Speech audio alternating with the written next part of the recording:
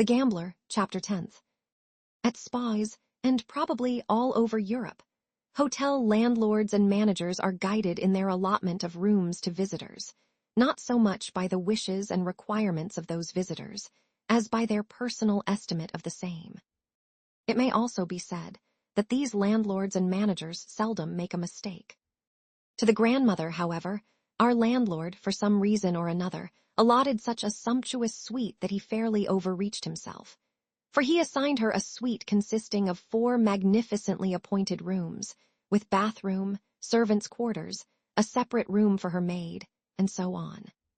In fact, during the previous week, the suite had been occupied by no less a personage than a Grand Duchess, which circumstance was duly explained to the new occupant as an excuse for raising the price of these apartments. The grandmother had herself carried, or rather wheeled, through each room in turn, in order that she might subject the whole to a close and attentive scrutiny, while the landlord, an elderly, bald-headed man, walked respectfully by her side. What everyone took the grandmother to be I do not know, but it appeared, at least, that she was accounted a person not only of great importance, but also, and still more, of great wealth, and without delay, they entered her in the hotel register as Madame la Gagnerail, Princess de Teresevicheva. Her retinue, her reserved compartment in the train, her pile of unnecessary trunks, portmanteaus, and strong boxes, all helped to increase her prestige, while her wheeled chair, her sharp tone and voice, her eccentric questions, put with an air of the most overbearing and unbridled imperiousness. As she inspected her new abode, she ordered her chair to be stopped at intervals in order that, with finger extended towards some article of furniture, she might ply the respectfully smiling, yet secretly apprehensive, landlord with unexpected questions. She addressed them to him in French, although her pronunciation of the language was so bad that sometimes I had to translate them. For the most part, the landlord's answers were unsatisfactory and failed to please her, nor were the questions themselves of a practical nature, but related, generally, to God knows what.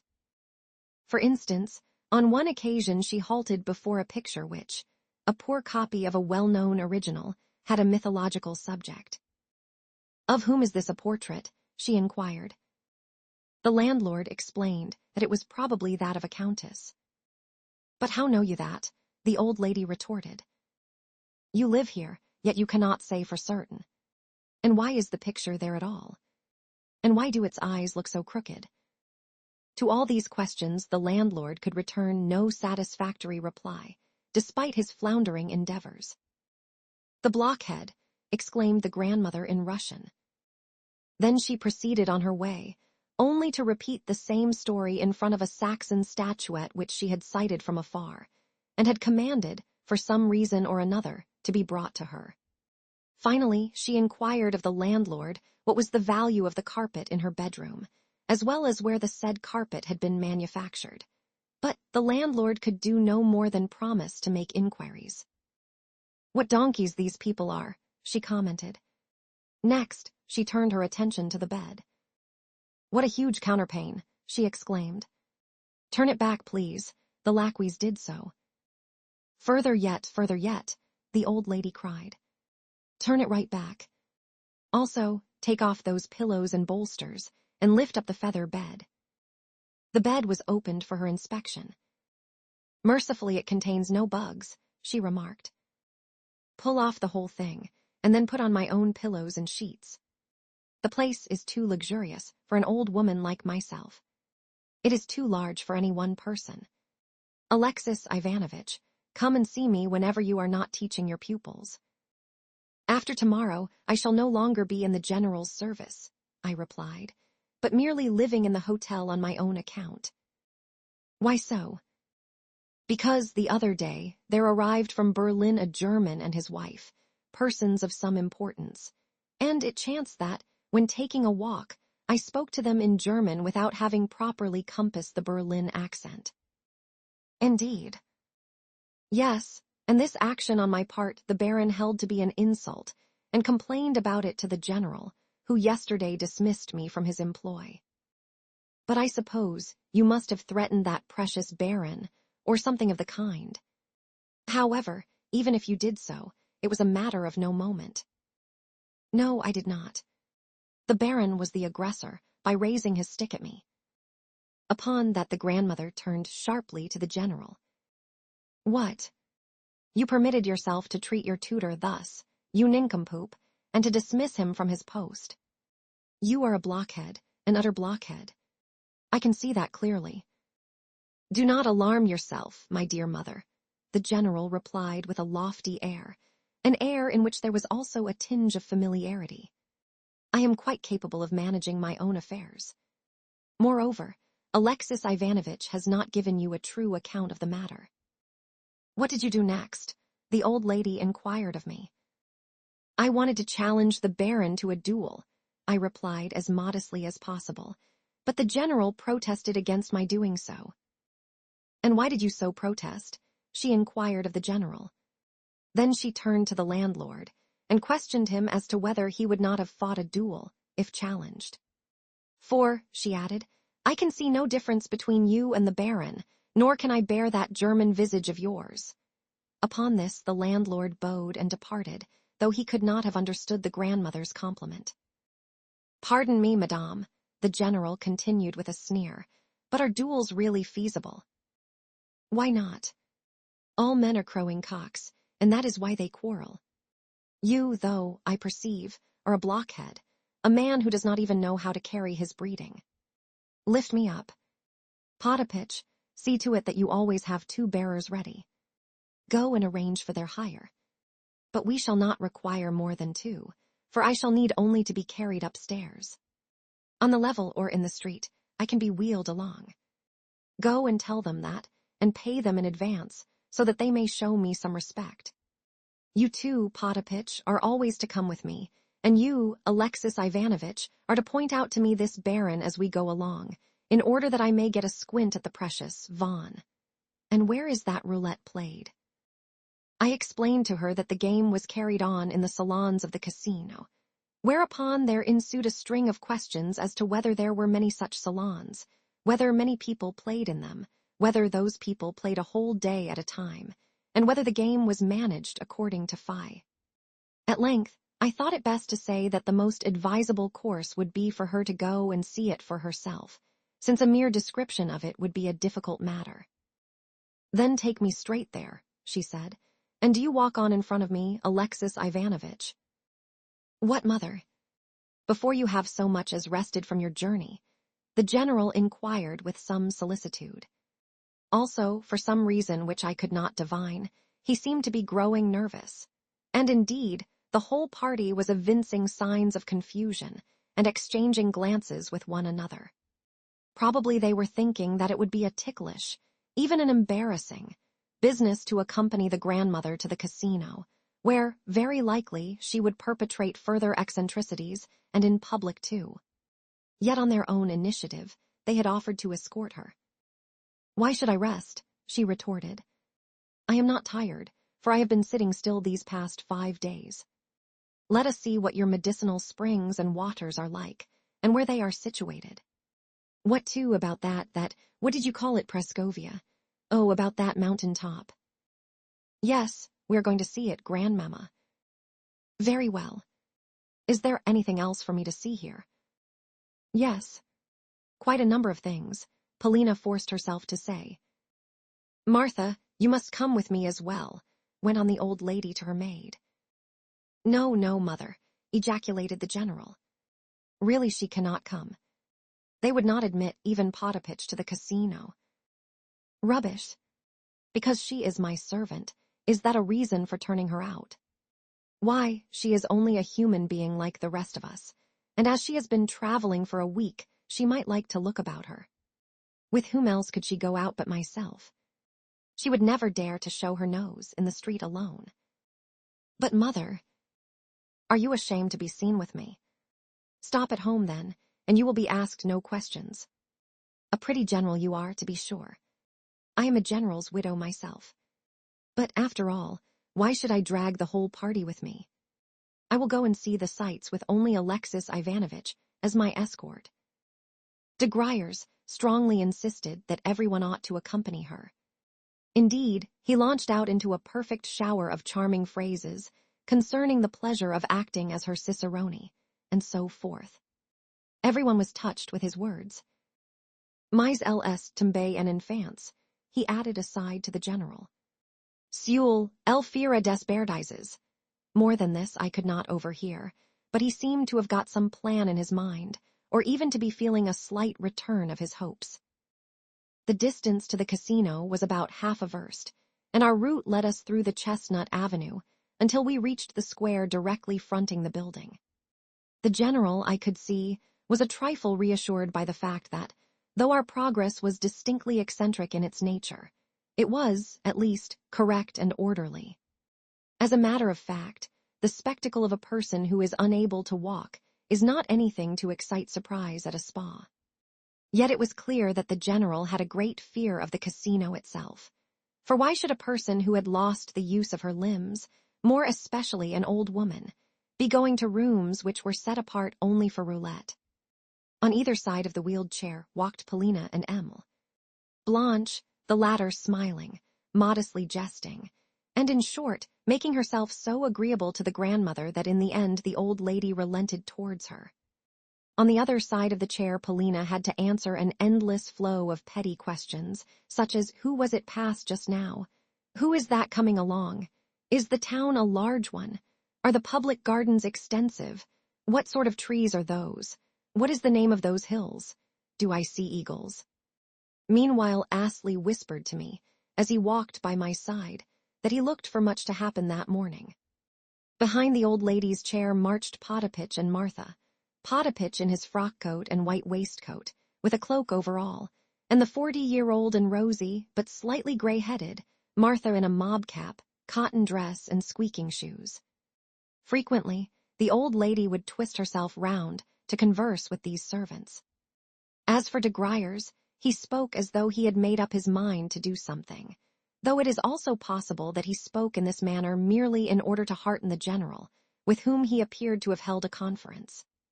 But alas, the grandmother had uttered the fatal words, "I am not going to give you any of my money." And though de Gruyers might regard these words lightly, the general knew his mother better. Also, I noticed that de Gruyers and Emil, Blanche were still exchanging looks, while of the prince and the German savant I lost sight at the end of the avenue, where they had turned back and left us. Into the casino we marched in triumph. At once, both in the person of the commissionaire and in the persons of the footmen, there sprang to life the same reverence as had arisen in the lacqueys of the hotel. Yet it was not without some curiosity that they eyed us. Without loss of time, the grandmother gave orders that she should be wheeled through every room in the establishment, of which apartments she praised a few, while to others she remained indifferent. Concerning everything, however, she asked questions. Finally, we reached the gaming salons, where a lacquey who was, acting as guard over the doors, flung them open as though he were a man possessed. The grandmother's entry into the roulette salon produced a profound impression upon the public.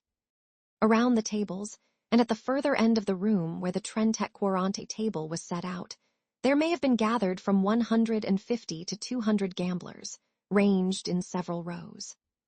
Those who had succeeded in pushing their way to the tables were standing with their feet firmly planted, in order to avoid having to give up their places until they should have finished their game, since merely to stand looking on, thus occupying a gambler's place for nothing, was not permitted. True, chairs were provided around the tables, but few players made use of them, more especially if there was a large attendance of the general public, since to stand allowed of a closer approach, and therefore of greater facilities for calculation and staking. Behind the foremost row were herded a second and a third row of people awaiting their turn, but sometimes their impatience led these people to stretch a hand through the first row in order to deposit their stakes. Even third-row individuals would dart forward to stake, whence seldom did more than 5 or 10 minutes pass without a scene over disputed money arising at one or another end of the table. On the other hand, the police of the casino were an able body of men, and though to escape the crush was an impossibility, however much one might wish it, The 8 croupiers apportioned to each table kept an eye upon the stakes, performed the necessary reckoning, and decided disputes as they arose. In the last resort, they always called in the casino police, and the disputes would immediately come to an end. Policemen were stationed about the casino in ordinary costume, and mingled with the spectators so as to make it impossible to recognize them. In particular, they kept a lookout for pickpockets and swindlers, who simply swanned in the roulette salons and reaped a rich harvest. Indeed, in every direction money was being filched from pockets or purses, though, of course, if the attempt miscarried, a great uproar ensued. One had only to approach a roulette table, begin to play, and then openly grab someone else's winnings, for a din to be raised, and the thief to start vociferating that the stake was his. And if the coup had been carried out with sufficient skill, and the witnesses wavered at all in their testimony. Moreover, if it were a stake of insignificant size, its true owner would sometimes decline to continue the dispute, rather than become involved in a scandal. Conversely, if the thief was detected, he was ignominiously expelled the building. Upon all this the grandmother gazed with open-eyed curiosity, and on some thieves happening to be turned out of the place, she was delighted. Trente Quarante interested her but little. She preferred roulette, with its ever-evolving wheel. At length she expressed a wish to view the game closer, whereupon, in some mysterious manner, the laqueys and other officious agents, especially 1 or 2 ruined Poles of the kind, who keep offering their services to successful gamblers and foreigners in general, at once found and cleared a space foe. Upon this, a number of visitors who were not playing, but only looking on, particularly some Englishmen with their families, pressed closer forward towards the table, in order to watch the old lady from among the ranks of the gamblers. Many a lorgnette I saw turned in her direction, and the croupier's hopes rose high that such an eccentric player was about to provide them with something out of the common. An old lady of 75 years, who, though unable to walk, desired to play, was not an everyday phenomenon. I too pressed forward towards the table, and ranged myself by the grandmother's side, while Martha and Potapitch remained somewhere in the background among the crowd, and the general, Polina, and de Gruyers, with Emil. Blanche also remained hidden among the spectators. At first the old lady did no more than watch the gamblers, and ply me, in a half-whisper, with sharp broken questions as to who was so-and-so. Especially did her favor light upon a very young man who was plunging heavily, and had won, so it was whispered, as much as 40,000 francs, which were lying before him on the table in a heap of gold and banknotes. His eyes kept flashing, and his hands shaking, yet all the while he staked without any sort of calculation, just what came to his hand, as he kept winning and raking in his gains. Around him laqueys fussed, placing chairs just behind where he was standing, and clearing the spectators from his vicinity, so that he should have more room and not be crowded, the whole done, of course, in expectation of a generous largesse. From time to time, other gamblers would hand him part of their winnings, being glad to let him stake for them as much as his hand could grasp, while beside him stood a Pole in a state of violent, but respectful, agitation, who, also in expectation of a generous largesse, kept whispering to him at in tea. Yet never once did the player throw him a glance as he staked, and raked in his winnings. Evidently, the player in question was dead to all besides. For a few minutes, the grandmother watched him. "Go and tell him," suddenly she exclaimed with a nudge at my elbow. "Go and tell him to stop, and to take his money with him and go home. Presently he will be losing, yes, losing everything that he has now won." She seemed almost breathless with excitement. "Where is Potapitch?" she continued. "Send Potapitch to speak to him." "No, you must tell him. Here she nudged me again, for I have not the least notion where Potapitch is. Sortes, she shouted to the young man, until I leant over in her direction and whispered in her ear that no shouting was allowed, nor even loud speaking, since to do so disturbed the calculations of the players and might lead to our being ejected. "How provoking," she retorted. "Then the young man is done for.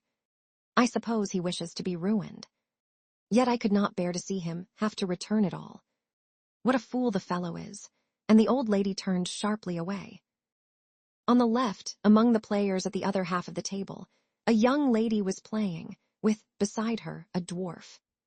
Who the dwarf may have been, whether a relative or a person whom she took with her to act as a foil, I do not know, but I had noticed her there on previous occasions, since, every day, she entered the casino at 1 o'clock precisely and departed at 2, thus playing for exactly 1 hour. Being well known to the attendants, she always had a seat provided for her, and taking some gold and a few 1,000-franc notes out of her pocket, would begin quietly, coldly, and after much calculation, to stake, and mark down the figures in pencil on a paper, as though striving to work out a cyst. Always she staked large coins, and either lost or won 1, 2, or 3,000 francs a day, but not more, after which she would depart. The grandmother took a long look at her.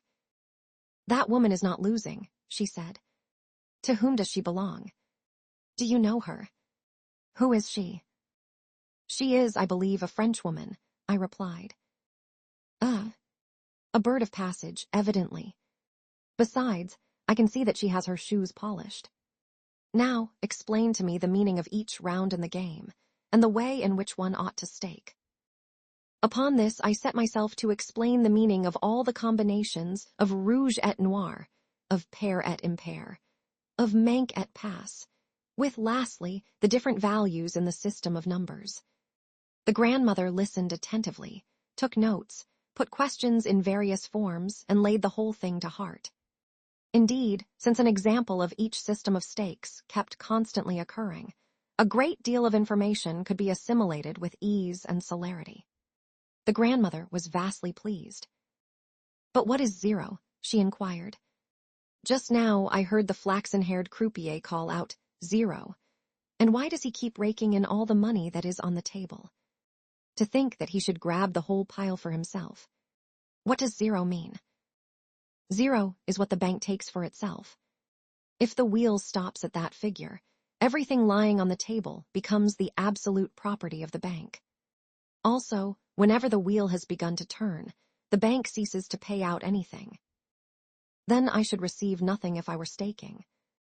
No, unless by any chance you had purposely staked on 0, in which case you would receive 35 times the value of your stake." "Why 35 times, when 0 so often turns up? And if so, why do not more of these fools stake upon it?" "Because the number of chances against its occurrence is 36.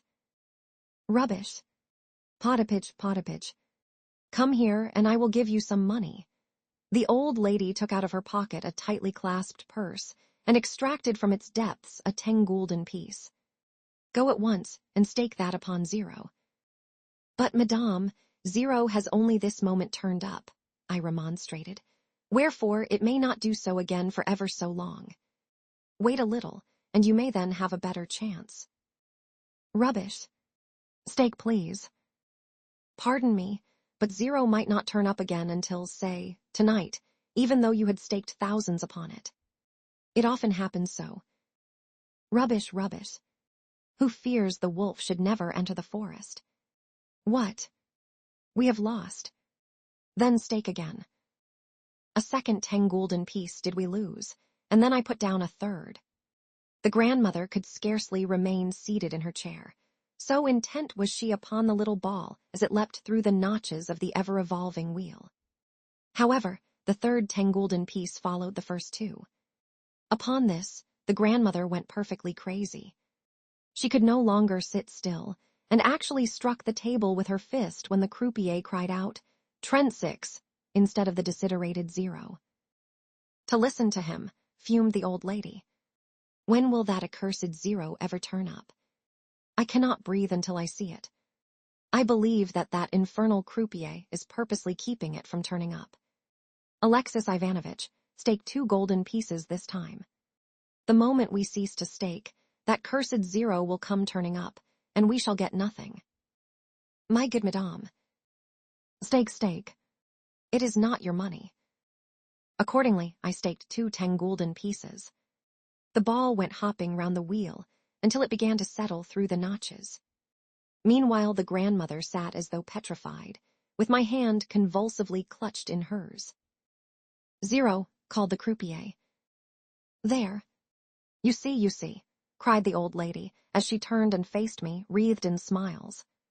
"I told you so. It was the Lord God himself who suggested to me to stake those 2 coins. Now, how much ought I to receive? Why do they not pay it out to me? Potapitch, Martha, where are they? What has become of our party? Potapitch. Presently, madame," I whispered. "Potapitch is outside, and they would decline to admit him to these rooms. See, you are being paid out your money. Pray take it." The croupiers were making up a heavy packet of coins, sealed in blue paper, and containing 50 10-gulden pieces, together with an unsealed packet containing another 20. I handed the whole to the old lady in a money shovel. "Fates le jeu, messieurs. Rien n'y va plus," proclaimed the croupier, as once more he invited the company to stake, and prepared to turn the wheel. "We shall be too late. He is going to spin again. Stake. The grandmother was in a perfect fever. "Do not hang back. Be quick." She seemed almost beside herself, and nudged me as hard as she could. "Upon what shall I stake, madame?" Upon zero. Again upon 0. Stake as much as ever you can." "How much have we got?" 70 10-gulden pieces. "We shall not miss them, so stake 20 pieces at a time." "Think a moment, madame. Sometimes 0 does not turn up for 200 rounds in succession. I assure you that you may lose all your capital." "You are wrong, utterly wrong. Stake, I tell you. What a chattering tongue you have. I know perfectly well what I am doing." The old lady was shaking with excitement. "But the rules do not allow of more than 120 gulden being staked upon 0 at a time." "How do not allow? Surely you are wrong." Monsieur. Here she nudged the croupier who was sitting on her left and preparing to spin. "Combien 0. Douze. I hastened to translate. "Oui, madame," was the croupier's polite reply. "No single stake must exceed 4,000 florins. That is the regulation. Then there is nothing else for it. We must risk in gulden." "Le jeu est fait," the croupier called. The wheel revolved and stopped at 30. We had lost. Again. "Stake again," shouted the old lady. Without attempting to oppose her further, but merely shrugging my shoulders, I placed 12 more 10-gulden pieces upon the table. The wheel whirled around and around, with the grandmother simply quaking as she watched its revolutions. "Does she again think that 0 is going to be the winning coup?" thought I, as I stared at her in astonishment. Yet an absolute assurance of winning was shining on her face. She looked perfectly convinced that 0 was about to be called again. At length, the ball dropped off into one of the notches. "0, cried the croupier. "Ah!" screamed the old lady as she turned to me in a whirl of triumph. I myself was at heart a gambler.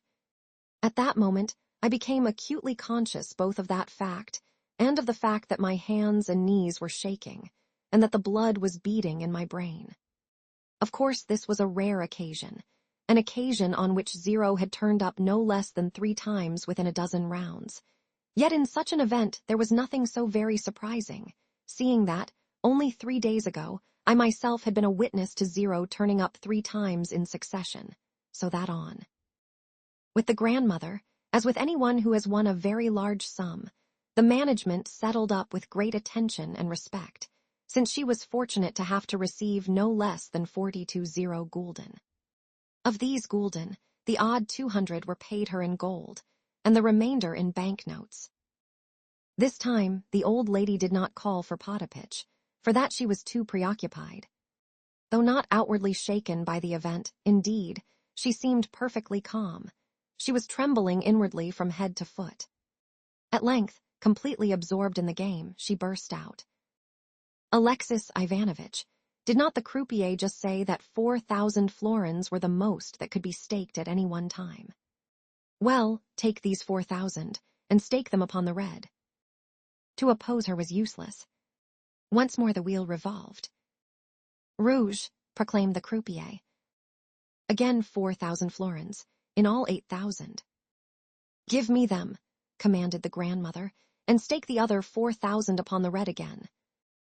I did so. Rouge, proclaimed the croupier. 12,000, cried the old lady. Hand me the whole lot. Put the gold into this purse here, and count the bank notes. Enough. Let us go home. Wheel my chair away.